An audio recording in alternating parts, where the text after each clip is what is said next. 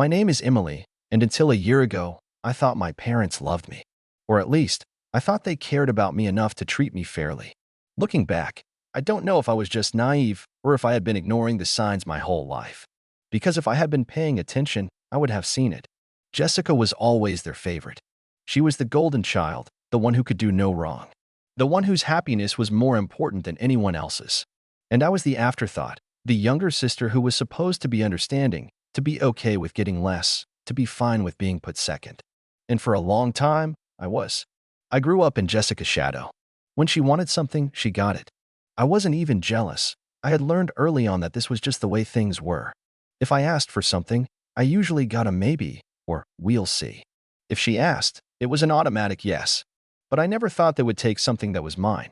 My college fund had been set up when I was young. I don't remember the details, just that my grandparents had left some money for my education, and my parents had always reassured me that when the time came, I wouldn't have to worry. It's not a fortune, my dad had told me when I was in high school, but it's enough to get you through. I had never questioned it, never thought to check how much was actually there, never worried about it at all. And then, one evening, everything changed. I remember that night so clearly. I was sitting at the dinner table, going over some last-minute paperwork for my college applications. My acceptance letters had already come in, and I was trying to decide which school to choose. It was an exciting kind of stress, the kind that felt like the beginning of something big. My parents were in the kitchen, talking in hushed voices. I wasn't paying attention at first, too focused on my laptop screen. But then I heard my sister's name. Jessica had gotten engaged a few months earlier, and the wedding planning had been in full swing. Every conversation in our house revolved around color schemes, catering, venues, and guest lists. It was exhausting. At first, I thought they were just talking about more wedding details.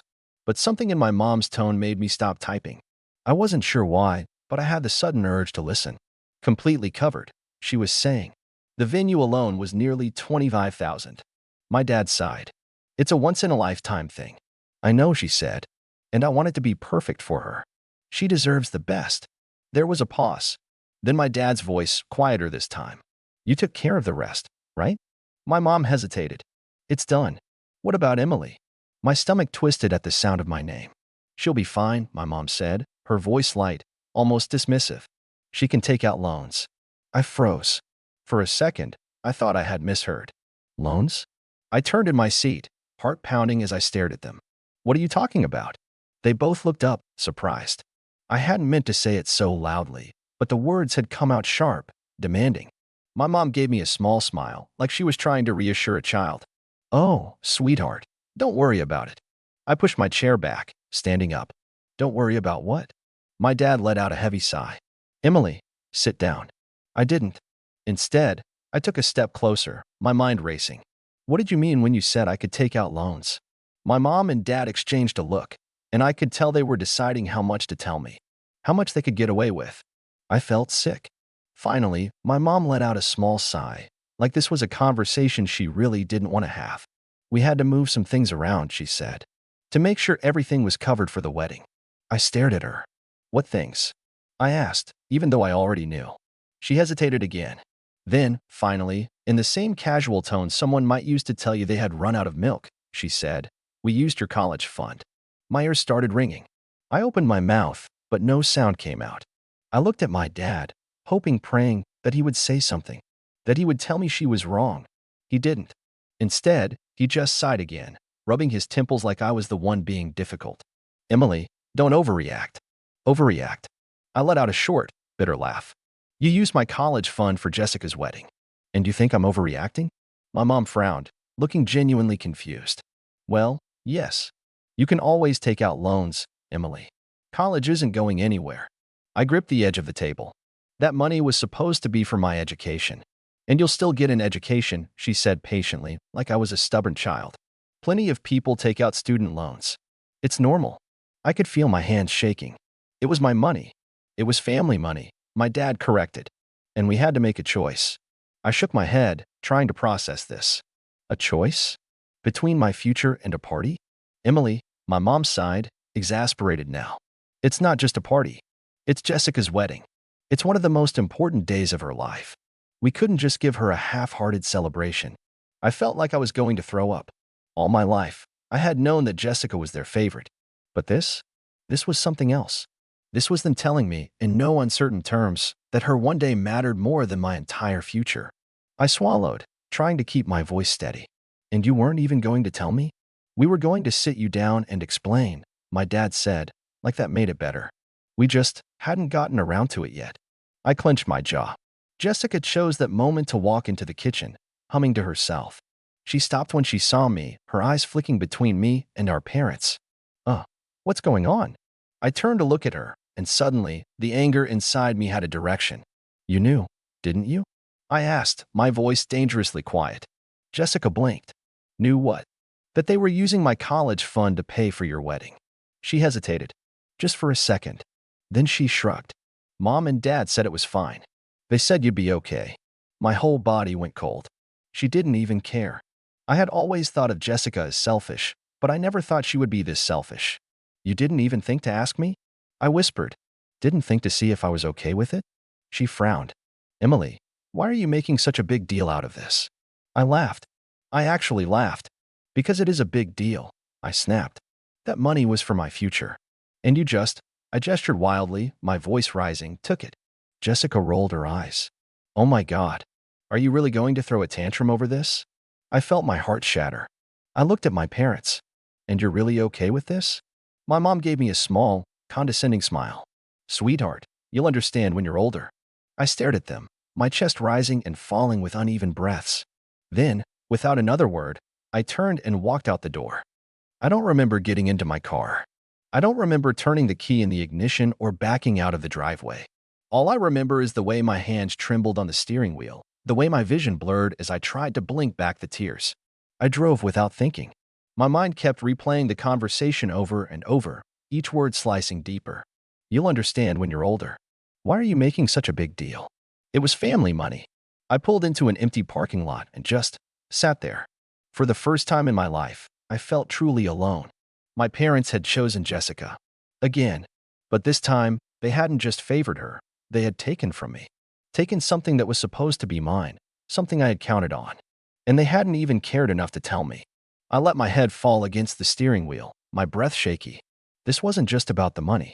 It was about what it meant. They didn't value me. They didn't care about my future. They didn't even see me as important enough to deserve a conversation before they made their decision. I don't know how long I sat there, but eventually, my phone buzzed. I wiped my face and looked at the screen. Jessica texted, "Are you seriously still mad? You're being dramatic." I stared at the message. Then, slowly, I turned my phone off and set it down. I had a decision to make. I could go back home. I could cry. I could beg them to reconsider, though I knew it wouldn't change anything. Or I could accept the truth. I could stop expecting them to be different. I could stop waiting for them to see me the way I had always wanted them to. And I could walk away. It wasn't an easy decision. But in that moment, sitting alone in my car with the weight of betrayal pressing down on me, I made a choice. I was going to take care of myself. I didn't go back home that night. Instead, I went to a friend's house, someone who had always been there for me in ways my own family never had. She didn't ask too many questions, just let me crash on her couch and gave me a blanket. The next morning, I started looking for jobs. I wasn't going to college anymore, at least not right away. I had no money for it, and I sure as hell wasn't about to put myself in debt while my sister waltzed into a fairy tale wedding funded by what was supposed to be my future. So I worked. At first, it was just a basic job at a coffee shop. Early shifts, long hours, aching feet. But I wasn't just working for a paycheck. I was working with a purpose. Every spare moment, I was learning. I spent my nights researching, watching videos, taking notes. I stumbled into the world of online business, side hustles, passive income. And for the first time, I felt hopeful. I started a small business online. At first, it barely made anything, just a couple of dollars here and there. But I kept at it. While Jessica was off planning her wedding, I was building something real. By the time her wedding day arrived, I wasn't there. I wasn't invited. Not that I would have gone anyway. They never called to ask where I was, never sent a message to check in. It was like I had just stopped existing to them. And honestly, that was fine. Because while they were celebrating Jessica's big day, I was grinding. I was putting in the work. And by the end of that first year, I had done what I never thought possible. I had made $300,000. 1 year later, I was sitting in my apartment, my apartment, when my phone rang. It was a number I didn't recognize, but something told me to answer. I pressed the button and lifted it to my ear. Hello. There was a pause. Then Emily. I knew that voice. It was my mother. I leaned back in my chair, crossing my legs. Well, didn't expect to hear from you. There was an awkward chuckle. Well, sweetheart, it's been a while. How have you been? I smiled to myself. Oh, just making a living. Another pause. That's good, she said quickly. That's really good. I waited. I could feel it coming. Well, she continued, her voice suddenly much softer. We were actually hoping we could talk to you about something. I raised an eyebrow. Oh, yes, she said, clearing her throat. You see, things have been a little difficult for us financially lately. There it was. I almost laughed. Oh, I said again, keeping my voice neutral. What happened? Well, she hesitated. We had to take out some loans for Jessica's wedding, and things haven't exactly been easy. Your father and I were just wondering if you might be able to help out a little. Just until we get back on. Just until you get back on your feet? I finished for her. My voice was calm, but inside, I felt a slow, burning amusement. There was a pause. Yes, she said, a little too quickly. Just a little help. As a family. Family. The word felt foreign coming from her. I leaned back in my chair, twirling a pin between my fingers. Just curious, I said, keeping my tone casual. But why me? Another pause. I could almost hear the gears turning in her head. Well, she finally said, we know you've been doing well for yourself. I let that sit between us for a moment. So they knew. They had ignored me for a year. No calls, no texts, not even a passing, how have you been? But now, suddenly, when they were struggling, they remembered I existed. I could picture it so clearly, Jessica whining about money, my parents wringing their hands, then someone saying, wait a minute, doesn't Emily have money now? I wanted to laugh. Instead, I tilted my head, my voice still light. I thought you said I could always take out loans? Silence. I waited. Then my mother let out a nervous chuckle. Oh, sweetheart, that was different. Was it? I asked, my voice sharp now. Well, yes, she said, as if it were obvious. You were young. You had time to figure things out. We just thought. No, I interrupted, my patience thinning. You didn't think. Not about me, anyway. There was a shift in her tone, a little more forceful now. Emily, don't be like this. We are still your parents. After everything we've done for you, this is how you repay us. I laughed. I actually laughed. Everything you've done for me? I repeated, incredulous. You stole my college fund. You didn't even tell me about it. I had to find out like an afterthought. You didn't care about how it would affect me. You didn't even bother to check on me after I left. And now that you need money, I'm suddenly your daughter again. That's not fair, she said sharply. Fair. I shot back. Fair would have been giving me a choice. Fair would have been at least acknowledging what you did instead of brushing it off. But you didn't, because you didn't care. And now you expect me to care about your problems? She scoffed, as if I was being ridiculous. Emily, we are your family. We took care of you for years, gave you a roof over your head. And now, when we need you, you're just going to turn your back on us. Ah, there it was. The guilt trip. Classic. I exhaled slowly. I don't owe you anything. The words came out quiet. Firm. Final. Excuse me, she said, her voice sharp with disbelief. I don't owe you anything, I repeated, my voice steady. You made your choice. You chose Jessica. You chose her wedding over my future. You told me to take out loans if I wanted to go to college. So, why don't you do the same? There was a sharp inhale on the other end of the line. Then a how dare you? Bingo. My mother's voice had lost all its fake sweetness. Now, she sounded like what she truly was, angry, entitled, desperate. After everything we've done for you, you're just going to let us struggle? I felt a smile tug at my lips. Yep. You ungrateful little, I hung up. And for the first time in a long, long time, I felt free. But I should have expected what happened next. A week after that phone call, I was enjoying a quiet Saturday morning in my apartment, sipping coffee and scrolling through my phone, when I heard a knock at the door. At first, I thought it was a package delivery or maybe a neighbor. But when I checked the peephole, my stomach twisted. Standing outside were my parents. And behind them, arms crossed and looking annoyed, was Jessica. I took a deep breath, schooling my features into something neutral before unlocking the door and opening it just a crack. Emily, my mother said, her voice laced with false warmth. Sweetheart, we just wanted to talk. I raised an eyebrow. Really? Because last time we talked, you called me ungrateful and hung up on me. My father cleared his throat, shifting uncomfortably.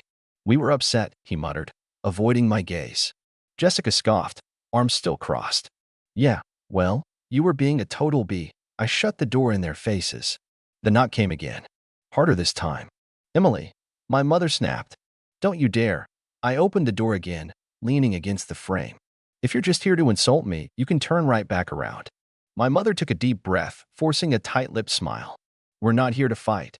We just want to have a conversation. Face to face. Like a family. A family. Now they wanted to act like we were one. I folded my arms. Fine. Say what you need to say. They exchanged glances before my father spoke. Emily, we're struggling, he said, as if that wasn't already clear. Things have been tough, and, well, we could really use your help. I tilted my head. Huh, that's funny, because a year ago, when I was struggling, you told me I could just take out loans. Jessica groaned. Oh my God, are you still on about that? I smiled sweetly. You mean the part where my entire future was stolen from me so you could have a Pinterest wedding? Yeah, Jess. I am still on about that. Her face turned red. You're being ridiculous. You're rich now, aren't you? It's not like you even needed college. Why does it even matter anymore? I let out a low laugh. Wow, you really don't get it, do you? I shook my head, then turned to my parents. You know, I remember when I begged you not to touch my college fund. You shrugged and said I'd be fine. You told me I'd figure it out. My mother stiffened. Emily, that's not. I cut her off, mimicking her tone from that day. Loans exist for a reason. A little struggle builds character. You're young, you'll bounce back. Their faces dropped. I watched them squirm for a second before continuing, my voice dripping with mock concern. So why don't you take out loans? Why don't you build some character? Struggle a little. You're not too old to bounce back, right? Jessica's face twisted in rage. That's not fair. I smirked. Oh, so now you care about fairness? My father sighed heavily. Emily, we are your family. Families help each other. I let that sink in for a moment. Then, very calmly, I said, you weren't my family when you stole my future. You weren't my family when you didn't invite me to the wedding. You weren't my family when you ignored me for a year. You only remembered I was family when you needed money. Silence. Jessica clenched her fists. God, you're such a selfish brat. I shrugged. Maybe, but at least I can afford to be. That was it. That was the final straw. My mother's face twisted in rage, and my father muttered something under his breath, but I didn't care. I stepped back inside and, without another word, I shut the door in their faces. And this time, I didn't open it again. Another year passed. I didn't hear from them again. Not directly, at least. I'd get the occasional passive-aggressive text from distant relatives. Things like, family is forever, Emily, or you'll regret turning your back on the people who raised you. I ignored them, because while they were busy wallowing in self-pity, I was thriving. My business exploded. What started as a side hustle became a full-fledged empire. By the time I turned 23, I wasn't just comfortable, I was a millionaire. And my family? Oh, they were drowning. It wasn't just the debts. Jessica's marriage, the one they destroyed my future to fund, fell apart within a year. Turns out, the perfect wedding doesn't guarantee a perfect marriage. She moved back home, broke, bitter, and angry at the world. My parents were worse off than ever. My dad's job cut his hours. My mom's little side business never took off. And with the economy the way it was, they were struggling to keep the house. And still, I heard nothing from them. Until one day, I got a text. Mom texted, Emily, please call me. It's important. I stared at the message for a long moment. Then, out of pure curiosity, I called. She picked up on the first ring. Emily, she breathed, like she'd just been rescued from a shipwreck. Oh, sweetheart. I cut her off. What do you want? A pause. Then, the sob story started. How they were behind on the mortgage. How the bills were piling up. How the stress was tearing the family apart. And then, the real reason she called. Emily, she said, her voice trembling, we need your help. I smiled. Oh, what kind of help? She hesitated, like she was debating whether to say it outright or dance around it. Finally, she swallowed her pride. Financial help, she admitted. Just something to get us back on our feet. I almost laughed. The sheer audacity. I leaned back in my chair, twirling a pin between my fingers. So, let me get this straight, I said slowly. You stole my future. You forced me to struggle. You told me to just take out loans. And now you want a handout. It's not like that, she said quickly. Emily, we're family. Oh, you mean like how I was family when you stole my college fund? Or when you didn't invite me to the wedding? Or when you ignored me for a year? Silence. I let it stretch for a moment before sighing dramatically. Well, Mom, I said, loans exist for a reason. Her breath hitched. A little struggle builds character, I continued. You're not too old to bounce back, right? She started crying. I let her. When she finally stammered out, I don't know what we're going to do. I just smiled and said, you'll figure it out. And then I hung up. I haven't spoken to them since.